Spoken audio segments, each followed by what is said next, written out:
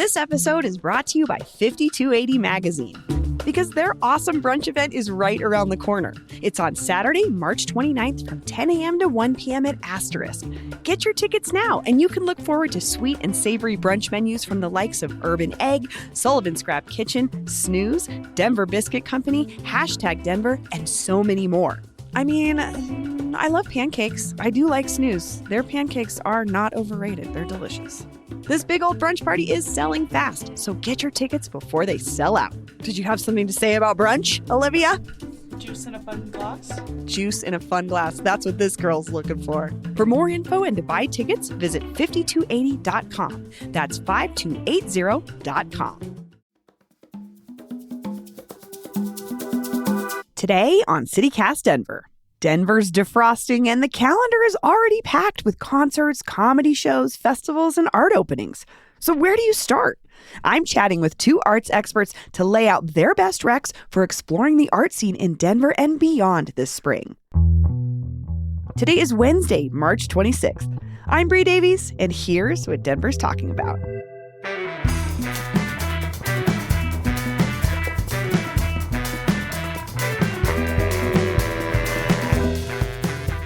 CityCast Denver regular stand-up comic. I think I could call you a documentarian at this point. Our man inside Casa Bonita, Joshua Emerson. Hello. Oh, hi. Hi, Bree. How you doing today? Good. Good to see you. Yeah. And she's the owner and operator of the beautiful all-ages venue Manos Sagrados in Aurora, longtime voice on Colorado airwaves, and an all-around music expert to me, Bruce Trujillo. Hello. Hi, Bree. Hey, so I wanted to talk to both of you guys about things happening around the city and beyond this spring involving our arts community. There's just so much. I mean, we're going to be talking live music, comedy, theater, exhibitions, all sorts of stuff. Ooh. So, are you excited? I am excited. I was hoping you'd be excited. That's why we wanted you here. We're going to break it down into a few categories. Let's start with something arts related to do this spring that's free. Bruce, do you want to start? Sure. I'm looking forward to many things happening on First Friday. We're going to go the art route, but I think Museo de las Americas has a really great... it's not the opening for this show, but it's a good event. It's called First Friday Pachamama. It's the exhibit that's currently up called Afro-Mexican Journey, Yanga, Slavery, and Freedom. And they're going to be having some different conversations. They're going to be doing a little bit more based around this and also hinting at some Earth Day related activities. And so it's bringing together this amazing show that has been open since February 22nd, I believe. But then tying in kind of the themes that are a part of that show and beyond. So that is free, again, happening April 4th. So if you're down there on the First Friday Art Walk, walk in. If you haven't been to the museo pink anyway, building. Yeah, it's a beautiful. I love the pink. They painted it pink not too long ago, and I just think that it's a perfect piece for Santa Fe. Yeah, it's got, I mean, Claudia really did something, especially like a museum for Latin American art. It can't be boring. No. It's got to be bright. Pop. Yeah. And just with those First Fridays, Santa Fe is just one of them. I mean, we have one in Rhino. We have one on Tennyson. This April 4th, I have a puppeteer friend. I got some magicians. So we'll be doing a free show there. But there's First Fridays all around. So there's no excuse not to sort of get out there, start walking. And Museo is really good at having programming throughout an exhibition. So even if you miss the opening, they generally have something else cool happening while it's still there related to it. And if you haven't been to an event at Museo, I've never had a bad time there. I'll just say that. Truly. It's a beautiful space. Yeah. Good people. It's great.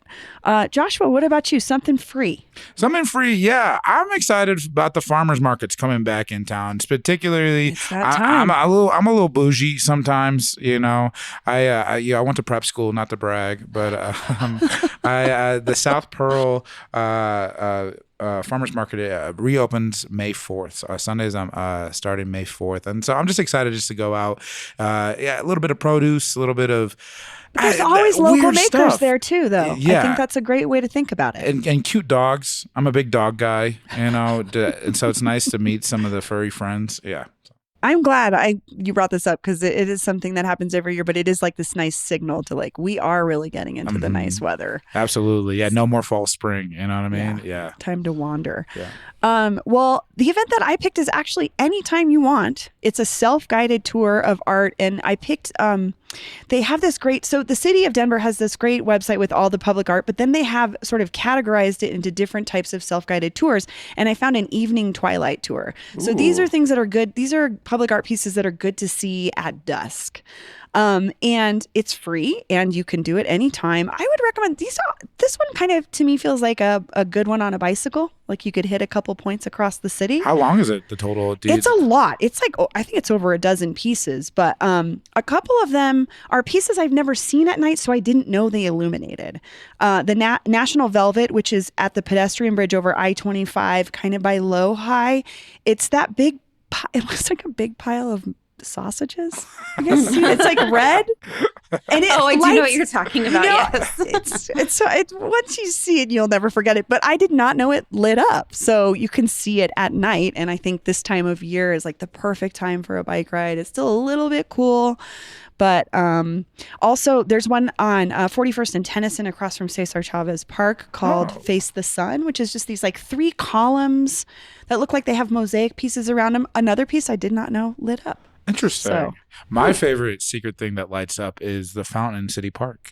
Yeah, I Good know. call. Isn't that neat? Yeah, I just was walking my dog one day. I'm like, is that pink right now? Oh, now it's blue. It was like I thought I was having that. a flashback, but it was just public art. It was beautiful. And at dusk, it's like the perfect time to see anything lit up. It's the right time to see neon. It's a good time. So, okay, our next category is something arts related outdoors. Bruce. Levitt Pavilion opening. Hey. Yes. I look forward to this every year. Same. I feel like some of my favorite shows that have been announced so far are happening maybe in the summer. They're already booked through September, and they've released like the first wave of their 50 free shows, which they do every year. But this year begins on May 30th with Jeremy Zucker. The next day is Lucian Dom. And this lineup for the free shows is already pretty so spectacular. Yeah, I've already got a few, RSVP'd because that's all you have to do. You can walk up, but, even if you don't know who the band is, it's just a really great time to bring the blanket. That's what I always tell people. Kids, It doesn't really matter if you know who the act is. It's a great way to like those friends you've been meaning to see. Like, hey, just meet up with us at Levitt. Bring food, or they have food trucks. It's true. They've got bartenders there. It's always, I've never had a bad time there. Yeah, I'm really excited about It's that. like the perfect hill too. Yeah. You know what I mean? With with the right visual angle, I grew up in Glenwood, and they used to have the Summer of Jazz concert series every Wednesday, and it was a similar kind of setup. And so the park had this great hill. And just growing up going to that every Wednesday of my life as a baby kid, just like, this feels like home a little bit. Yes. And I don't have a baby kid, but I want my friends' baby kids to experience That's the coolest part too, is great. You got friends with kids, you want to hang out with them. Yeah. This is great because the kids can just go wild and nobody cares, which I love. Like they're allowed to run around and be silly. Yeah. And it's not like confined to a venue space or something. So it works perfectly. Great choice. Joshua, something outdoors. Yeah, I went similar. I went Red Rocks. I just wanted to call attention to a couple of different things. So on 420, it's Sunday this year. So you could do this. Could be your whole day. Okay, 6 a.m. sunrise Easter service. Right? Oh, hey, really started early. Hallelujah.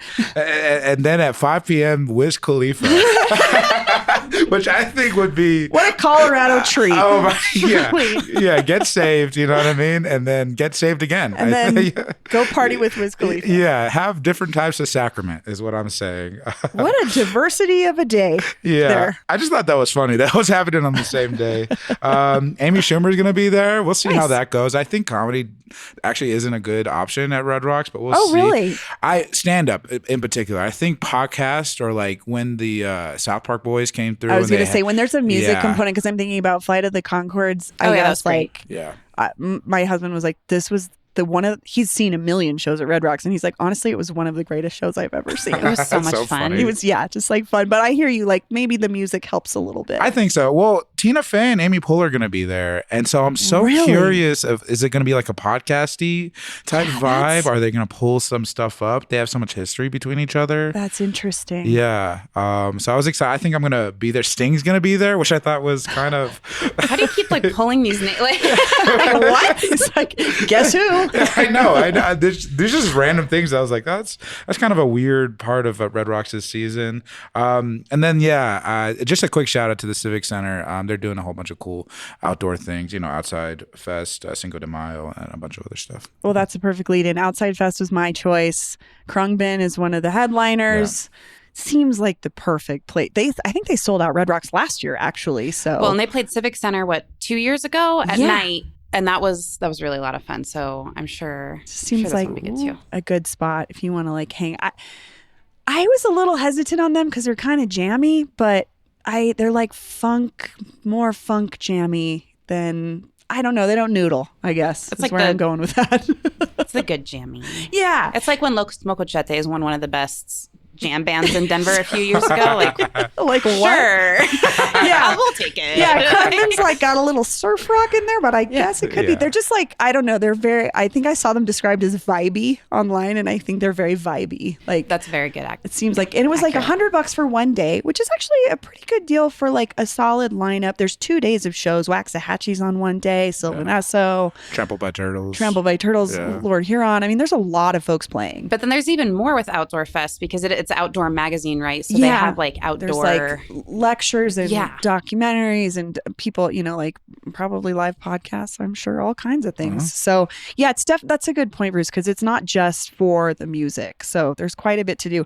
This is the second year, I think, and it seems like it's fitting right in for us. And Civic Center Park is so interesting too with when they had the rally, the Bernie and AOC rally. Yeah. It was crazy. 30,000 plus people. So you're really feeling like it's becoming a part of like there's energy being put into that space. Yeah, again, I think more organic. Than in previous. It kind of goes up and down, but I do agree with you. I think they're really starting. Then there's also that they're talking about remodeling the whole space and sort of shifting the amphitheater and stuff, which will be interesting. But it is good to see other stuff being programmed in there, and I think Outside Fest is a perfect fit for there.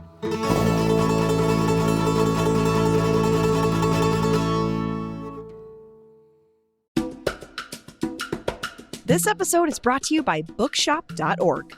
Whether you're searching for an incisive book that helps you make sense of this moment, a novel that sweeps you away, or a perfect spring break read, bookshop.org has you covered. When you shop at bookshop.org, you can choose an independent bookstore right here in Denver to support directly with your purchase. Just pick your fave. Feel good about buying books online with bookshop.org. You'll know that your money is supporting your local community, and you'll be helping indie bookstores continue to foster culture, curiosity, and a love of reading for generations to come. Use code CityCast now to get 15% off your next order at bookshop.org. Well, I have been reading the Kathleen Hanna autobiography, and the section about her relationship with Kurt Cobain was like so sweet and so poignant. It just like made me so happy. I didn't hear the whole story of their friendship before that book, and it was really lovely to read. But it is a really sad book, and I'm having to read it in sections because it's brutal. But it's beautiful. And check our show notes to find bookshop.org's bookstore map, and don't forget the code CityCast for a bangin' discount. Just waiting to get to the part where she marries Ad Rock from the Beastie Boys. Amazing.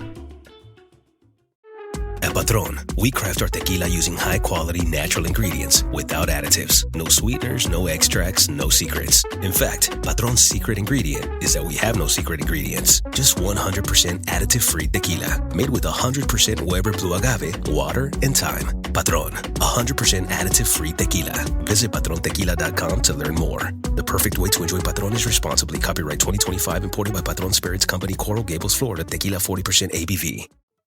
Okay, our last category is something arts related anywhere in the state. You can go anywhere. Joshua. Yeah, so this one is still in Denver, but it's something I feel like people don't really know about.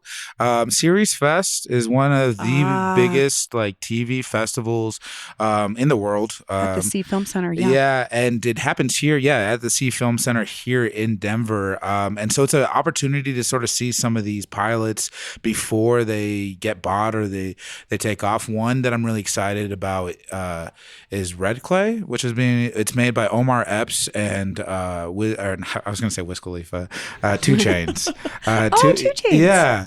And so those are the show creators, but there's Denim, which is another interesting like documentary piece. There's the Colorado Pilots in Progress is Bad Indian, so shameless plug, come see Bad Indian and Series Fest. But cool. It's one of those things where it's like it's like South by Southwest level in terms of how the industry views it when it comes to episodic television. It happens here in Denver. It's a big deal. Why aren't more of us sort of like participating in this type thing? I think it's because maybe folks outside of the industry or who aren't in the arts don't always necessarily know that these things are happening.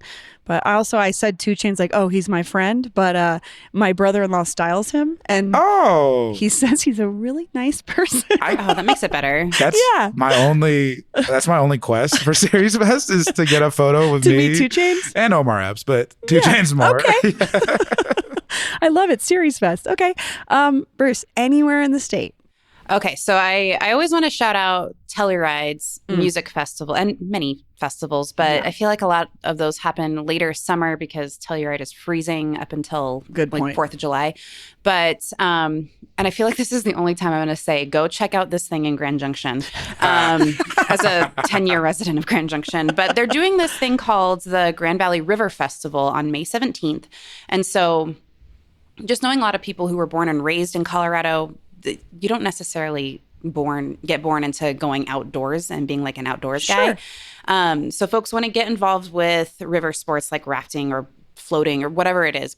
Grand Junction is great for that because there's a lot of different types of water flowing Yes, I'm through like there. My extreme sports outdoor family lives there. Oh, man. So it's great. So if you want to get a little taste of that, perfect. But they're also doing live music throughout the day at Las Colonias Park, which is just right along the river in downtown Grand Junction. And so you can go and play in the water right there, actually, at the amphitheater, but also check out some live local music. They're still booking it out. And the headliner, Stray Grass, is bluegrass. Sure. But there is a lot of musical diversity in Grand Junction, which a lot of people don't I was just going to say, I think people don't know that. And I will say, just from being in the music scene here in Denver for the last 25 years, a lot of the cool weirdos running spaces and stuff come from Grand Junction. I think because partially it's like one of those spaces where like you just try something. Yeah. It's a really great place to try things. Yeah. Yeah. And then there's more venues opening up downtown. So if you make the trek over to Grand Junction, May 17th, I feel like that weekend is so lovely. It's around when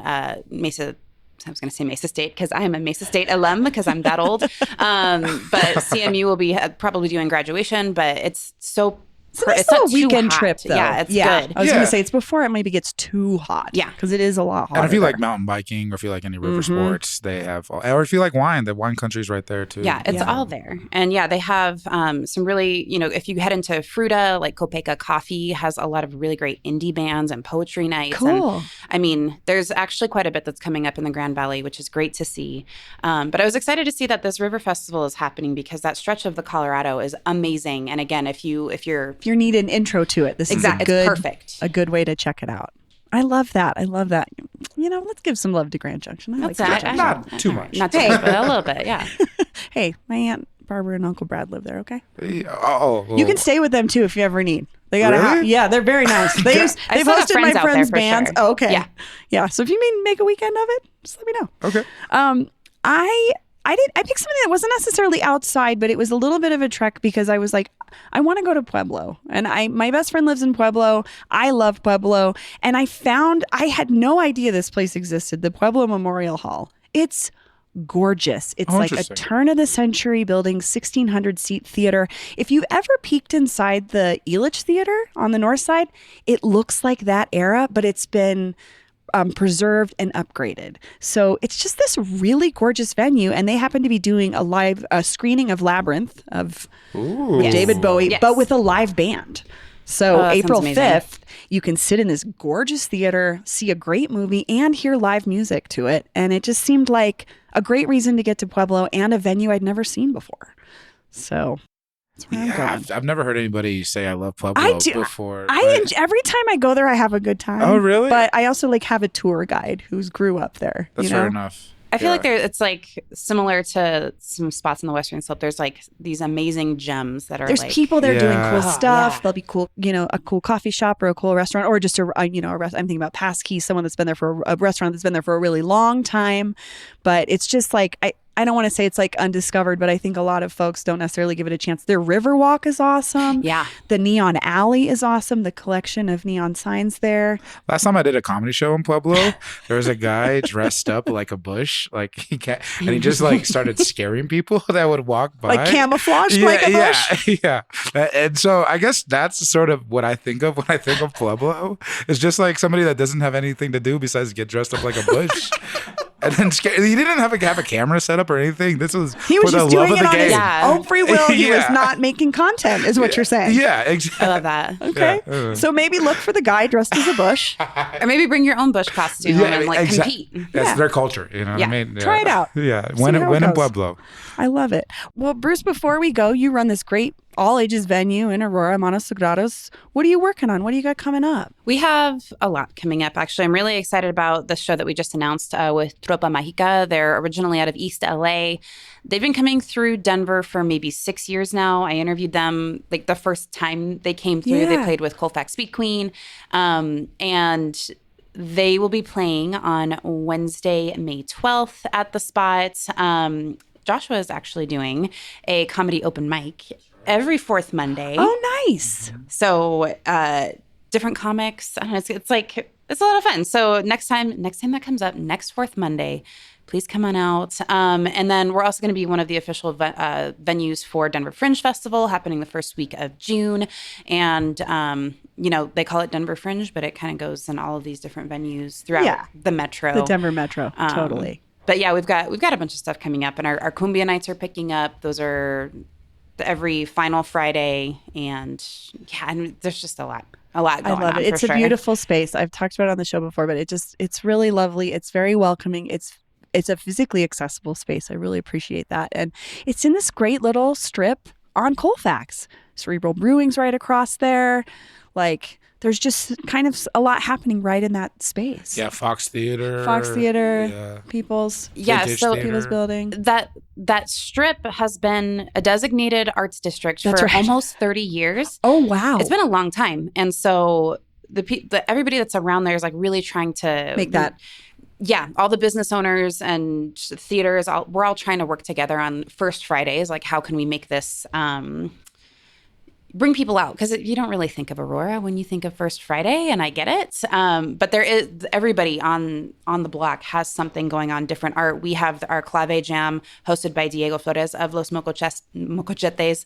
So there's really quite a bit happening. There's live music. There are art shows that are opening, mostly featuring Aurora-based artists, and there are a lot.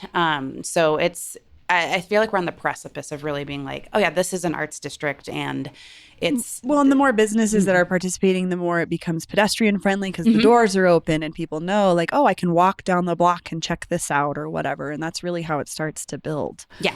And we're hoping, we are all conscious about doing it in a way that's not we're coming to gentrify the neighborhood. Yeah, honestly, I don't feel that vibe. It felt very inclusive to everybody that was around there. And I don't know. It's still Colfax. That's what makes it beautiful. So it's my favorite part. Yeah. Joshua, what do you have coming up? I mean, the biggest thing is me and my friend are taking Dead Man Talking to Edinburgh Fringe. And so we got a bunch of warm-up shows. You're going international. International. Scotland. I guess it's international. But yeah, we're going HQ of Fringe anyway. Yeah. It's the OG, the largest arts festival in the world. 1,500 shows will be happening simultaneously. Can you tell, if someone's never been to a Fringe festival, what exactly does it encompass in terms of art? So Fringe started in Edinburgh in Scotland because there was the Edinburgh Arts Festival that was happening in town, and there was a lot of local artists not being included into it. And so the original people sort of got together with their venues and just sort of put a festival on the fringe of the international festival. And they still both happen in the same weekend every year. It's really ironic. That's so cool. And so now it's gone all over the world. The one here in Denver, I think, is going to have something like close to 100 shows across these different venues. And so everybody, just if you have an idea, whether it's acting, comedy, music, clown, there's a lot of weird stuff. That's probably the best way to Fringe, I would say, is to sort of engage performances you won't expect. Exactly. Well, yeah, that challenge you. Sure. Maybe. Yeah. Sure. And then I'm going to the OG in Scotland. We have a couple warm-up shows. One are going to be a part of Denver Fringe in June, but we'll have one April 11th at the Savoy and another one May 2nd at Bunport Theater. So both good places. Awesome. So some great folks can check you out before you head. Yeah, please do. We're doing this. We're doing like, I have a dead mom. He has a dead dad. And so we're doing like stand up around that, but we're doing improvised eulogies based off crowd submissions. So we need people to be there so that we can humor and death, like they sort of have this connection together. And I mean, people die twice when their heart stops, when he stopped talking about them. And so let's talk about some people you miss and hopefully laugh. That sounds beautiful. Maybe cry. That sounds really beautiful. Yeah. Awesome. Well, we'll have links in the show notes to all of this so you all can follow along and come on out. We'd love to see people. Thanks, you guys. Thanks. And what about you? Do you have a cool arts event coming up that you'd like Denverites to know about? Call or text us on the CityCast Denver Hot Art Hotline at 720-500-5418 and give us the deets. You can also email us at denver@citycast.fm to share that info.